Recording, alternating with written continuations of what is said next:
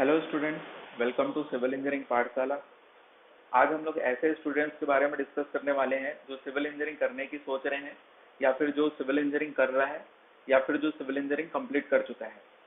उनको अब कैरियर में क्या क्या ऑप्शन है उनके लिए सिविल इंजीनियरिंग करने के बाद, उसके बारे में हम लोग आज डिस्कस करेंगे। तो सबसे पहले कुछ ऐसे स्टूडेंट होंगे जो ग्रेजुएशन कर चुके होंगे। ग्रेजुएशन चाहे सिविल इंजीनियरिंग में हो या फिर कोई से भी फील्ड में आपने ग्रेजुएशन किया है, तो आपके पास बहुत सारे कैरियर ऑप्शंस होते हैं, ठीक है। लेकिन आज हम लोग इसके बारे में डिस्कस नहीं करेंगे। आज हम लोग ऐसे स्टूडेंट्स के बारे में डिस्कस करेंगे जो कि सिविल इंजीनियरिंग में ग्रेजुएशन करने के बाद केवल और केवल सिविल इंजीनियरिंग के फील्ड में ही अपना फ्यूचर देख रहा है, या फिर सिविल इंजीनियर ही बनना चाह रहा है, उसी फील्ड में कुछ ना कुछ करना चाह रहा है, अदर फील्ड में नहीं, नॉन टेक वगैरह में नहीं जाना चाह रहा है, सिर्फ सिविल इंजीनियर फील्ड में ही, सिविल इंजीनियरिंग फील्ड में ही कुछ करना चाह रहा है, ठीक है। तो चलिए, वीडियो स्टार्ट करने से पहले मैं एक सक्सेस मंत्र भी आपको बताना चाहूंगा। सबसे पहले आपको क्या करना है, एम डिसाइड करना है। आपको आपको क्या करना है वो डिसाइड करना सबसे ज्यादा जरूरी है। सबसे पहले एम को डिसाइड करो और फिर उस एम के लिए रोज कुछ ना कुछ काम करो, उसके इम्प्रूवमेंट के लिए कुछ ना कुछ काम करो, और कुछ नया नया जरूर सीखो उस एम को अचीव करने के लिए रोज, ठीक है। फिर एक दिन देखना आपको सक्सेस जरूर मिलेगा, ठीक। चलिए अब वीडियो को स्टार्ट करते हैं। सबसे पहले हम लोग बात करेंगे कि क्या क्या कैरियर आपका हो सकता है, क्या क्या कैरियर ऑप्शंस हो सकते हैं। सिविल इंजीनियरिंग के बाद आप प्राइवेट जॉब भी कर सकते हैं, बिजनेस भी कर सकते हैं, एंड गवर्नमेंट जॉब भी कर सकते हैं। मैं ये बोलना चाहूंगा कि एकमात्र एक ऐसा इंजीनियरिंग का फील्ड है जिसमें आपके पास तीनों ऑप्शंस अवेलेबल होते हैं, ठीक है। तो प्राइवेट जॉब जो करना चाहता है उसके बारे में पहले देखते हैं। सबसे पहली बात तो सिविल इंजीनियरिंग करने के बाद प्राइवेट जॉब आपको इजिली मिल जाएगा, ठीक है ना। इजिली मिल जाता है। कैसे मिलता है प्राइवेट जॉब, उसके लिए मैं एक वीडियो अलग से बनाया हुआ हूँ, तो उसको देखना चाहते हैं तो डिस्क्रिप्शन में नीचे लिंक दे दूंगा, आप देख सकते हैं जाके, ठीक है। क्योंकि अभी यहाँ बताऊंगा तो वीडियो बड़ा हो जाएगा। उसके बाद फिर देखते हैं स्टार्टिंग सैलरी जो होती है वो थोड़ी लेस हो सकती है प्राइवेट जॉब की। मैं सिविल इंजीनियरिंग फील्ड की ही बात कर रहा हूँ। अदर प्राइवेट जॉब जैसे सीएस वगैरह में अगर प्राइवेट जॉब की बात करें तो उसमें तो 1.5 करोड़ हो सकता है सैलरी, लेकिन सिविल इंजीनियरिंग की बात कर रहा हूँ पर्टिकुलर, तो इसमें थोड़ी लेस होती है सैलरी, लेकिन अकॉर्डिंग टू योर एबिलिटी, ठीक है, आपकी योग्यता के अनुसार प्राइवेट जॉब का ये एक बेनिफिट होता है कि आपका प्रमोशन, सैलरी हाइक जो है जल्दी जल्दी हो सकता है आपकी एबिलिटी के हिसाब से, ठीक है। और उसके बाद फिर हम लोग प्राइवेट जॉब और गवर्नमेंट जॉब में अगर अंतर की बात करूं तो इसके लिए भी मैं एक वीडियो अलग से बनाया हुआ हूं, उसका लिंक भी डिस्क्रिप्शन में नीचे दे दूंगा। इस वीडियो में मैं पर्टिकुलरली ये बताने की कोशिश किया हूं कि दोनों में अंतर क्या होता है। हर व्यक्ति का ओपिनियन अलग अलग हो सकता है, किसी को प्राइवेट जॉब पसंद हो सकता है, किसी को गवर्नमेंट जॉब पसंद हो सकता है, ठीक है। इसमें ये वीडियो बनाने का मकसद सिर्फ ये था कि दोनों में अंतर क्या है आप जान जाओ, और उस हिसाब से आप डिसाइड कर लें कि प्राइवेट जॉब करना चाहते हैं कि गवर्नमेंट जॉब करना चाहते हैं। और यही तो डिसीजन होता है। एम डिसाइड करना बहुत ज्यादा जरूरी है। जब तक आपका एम डिसाइड नहीं होगा आप सक्सेस कभी नहीं हो सकते, ठीक है। अब दूसरा पॉइंट जो है बिजनेस। बिजनेस करने वालों के लिए हम लोग देखते हैं, अब जो बिजनेस करना चाहता है उसके पास एक तो हो सकता है फैमिली बिजनेस होगा उसका पहले से ही, इसलिए वो इंजीनियरिंग में ग्रेजुएट किया है, सिविल इंजीनियरिंग में ग्रेजुएट किया है। तो ऐसे लोगों के लिए तो पेरेंट्स का सपोर्ट है, ठीक है, फैमिली का सपोर्ट है, तो इनके लिए तो कोई दिक्कत वाली बात नहीं है। लेकिन ऐसा स्टूडेंट जिसका कोई फैमिली बैकग्राउंड नहीं है बिजनेस का, वो सिर्फ अपना बिजनेस स्टार्ट करना चाहता है, स्टार्टअप करना चाहता है, तो ऐसे स्टूडेंट को, ठीक है, ऐसे पर्सन को क्या करना चाहिए, तो सबसे पहले उनको तो 1-2 साल प्राइवेट जॉब ही करना चाहिए, ठीक है, जिससे फील्ड में क्या चीज होता है सब चीज उस फील्ड के बारे में सीख जाए, मतलब उस, समझ गया ना, क्या क्या काम होता है, लोगों से पहचान बढ़ जाए, कांटेक्ट हो जाए, लोग आपको जानने लग जाए एक इंजीनियर के रूप में। इतना कम से कम पहचान बना लो, और जिस समय आपको लगने लग गया कि अब मैं अपना खुद का काम स्टार्ट कर सकता हूँ, उस समय आप एक छोटा सा ऑफिस ले सकते हैं। छोटा सा मैं इसलिए बोल रहा हूँ, शुरुआत से आपको बहुत बड़ा इन्वेस्टमेंट नहीं करना है, ठीक है। एक छोटा सा ऑफिस ले लेना है, ठीक ठाक जगह में ले लेना है, डेवलपिंग एरिया में ले लेना है, और उसके बाद फिर इस ऑफिस में काम स्टार्ट करना है। और उसके बाद फिर आपको पेशेंस रखना पड़ेगा। ऐसा नहीं होगा कि ऑफिस खोले तुरंत ही आपको बहुत सारे कस्टमर मिलने लग जाएंगे, ऐसा नहीं होता है ना, किसी भी बिजनेस में नहीं हो सकता है, ठीक है। आपको पेशेंस रखना ही पड़ेगा। हो सकता है कि 1-8 साल आपका इनकम ही ना हो सकता है मतलब आपका खर्चा पानी निकल जाए, बिजली का खर्चा या फिर जो रेंट में आप ऑफिस लिए उसका खर्चा निकल जाए, उतना ही आपके लिए काफी है फर्स्ट ईयर।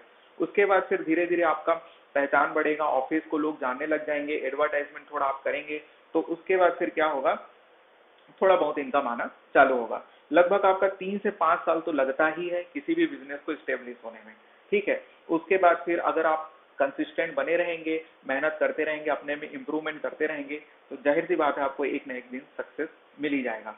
उसके बाद फिर हम लोग बात करते हैं एक सक्सेसफुल बिजनेसमैन कौन होता है।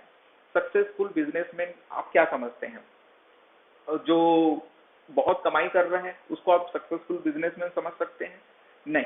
देखो, एक्चुअली में एक्चुअल डेफिनेशन ये होता है कि एक सक्सेसफुल बिजनेसमैन वो होता है जो कि बिना काम किए उसका इनकम हो रहा है। अब ये कैसे हो सकता है बोलोगे, बिना काम किए कैसे इनकम होगा? इसको समझना, जैसे कि आपका जो भी है ऑफिस है, कुछ भी है, किसी भी चीज का बिजनेस है, ठीक है। उसमें क्या किए कि आप मान लो 10-15 दिन के लिए वेकेशन में चल दिए, 1 महीना के लिए वेकेशन में चल दिए, ठीक है, अब काम नहीं कर रहे हैं, तो आपके जो वर्कर हैं, आपके जो स्टाफ है, वो आपके लिए काम करे, वो पैसा कमाए, ठीक है, आपके एब्सेंस में, ठीक है। अगर इस तरह का बिजनेस एस्टेब्लिश हो गया है तो आप उस दिन समझ जाना कि आप एक सक्सेसफुल बिजनेसमैन बन चुके हैं, ठीक है। ये बताना बहुत जरूरी था, इसलिए मैं बता दिया। आगे बढ़ते हैं। आगे आप गवर्नमेंट जॉब के बारे में बात करते हैं, ठीक है। हम लोग सिर्फ डिग्री होल्डर के बारे में बात कर रहे हैं अभी। तो गवर्नमेंट जॉब की अगर मैं बात करूं, खास करके सिविल इंजीनियरिंग की ही बात कर रहे हैं हम लोग, तो इसमें वैकेंसीज बहुत सारी होती हैं। हर एक डिपार्टमेंट में सिविल इंजीनियर का लगभग वैकेंसी होता ही है। तो इस कारण से हर साल वैकेंसीज भी निकलती है सिविल इंजीनियरिंग फील्ड की। अदर फील्ड की बात नहीं कर रहे हैं हम लोग, सिर्फ सिविल इंजीनियरिंग की बात कर रहे हैं।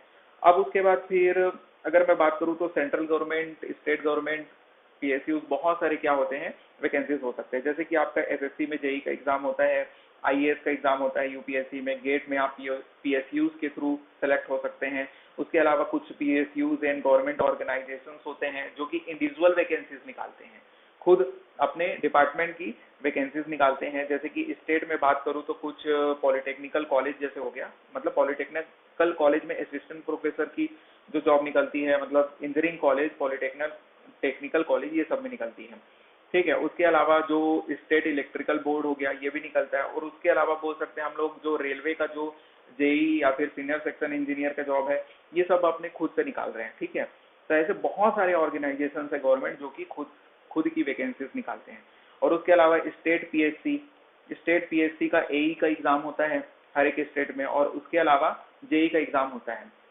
स्टेट जेई का एग्जाम भी अलग अलग डिपार्टमेंट के लिए होता है, जैसे पीडब्ल्यूडी, जल संसाधन विभाग, और बहुत सारे विभाग ऐसे होते हैं, सिंचाई विभाग, जिनसे आपका पोस्ट निकलते रहता है, ठीक। अब उसके बाद हम लोग बात करते हैं डायरेक्ट रिक्रूटमेंट जब आपका होता है तो सबसे बड़ा पोस्ट फील्ड लेवल में आपका एग्जीक्यूटिव इंजीनियर का, फिर असिस्टेंट, फिर जेई का ही होता है। उसके अलावा आप अगर सिविल इंजीनियरिंग फील्ड में फ्यूचर देख रहे हैं अपना, तो असिस्टेंट प्रोफेसर या फिर असिस्टेंट डायरेक्टर या फिर आपका साइंटिस्ट, ये जूनियर साइंटिस्ट वगैरह का भी वैकेंसी निकलते रहता है इसरो या फिर डीआरडीओ वगैरह में। तो उसमें भी आप एलिजिबल रहते हैं, फॉर्म भर सकते हैं और सेलेक्ट हो सकते हैं पढ़ के, ठीक है। अब हम लोग बात करते हैं, थोड़ा टिप मैं दे देता हूँ गवर्नमेंट जॉब करने वालों को। देखो, होता क्या है कि आपके पास सबसे बड़ा जॉब तो आईएएस का ही होता है, ये आपको पता है। तो आप अगर आईईएस और गेट का एक साथ तैयारी कर रहे हैं तो ये सबसे अच्छा ऑप्शन हो सकता है। मैं दो ऑप्शन की बात करूंगा। ये सबसे अच्छा ऑप्शन क्यों हो सकता है? क्योंकि आप इजिली क्लियर कर सकते हैं जो भी अदर जो सेंट्रल गवर्नमेंट की जॉब है, एसएससी जेई, स्टेट जेई का भी आप क्लियर कर सकते हैं, पीएसयूज वगैरह, अदर एग्जाम जो भी RRB JE, senior section engineer का जो भी एग्जाम होता है, ठीक है ना। और पीएसयूज के जो इंडिविजुअल एग्जाम है, सब एग्जाम के लिए आप इजिली क्लियर करने के लिए मतलब कैपेबिलिटी रखते हैं, अगर आप किस लेवल पे तैयारी कर रहे हैं, आईएएस लेवल, गेट लेवल पे तैयारी कर रहे हैं तो। और इसमें बहुत सारे ऑप्शंस भी होते हैं, क्योंकि बहुत सारे जो सेंट्रल ऑर्गेनाइजेशंस होते हैं वो जॉब निकालते रहते हैं सिविल इंजीनियर की, तो आप भर सकते हैं और फिर एग्जाम दे सकते हैं, ठीक है।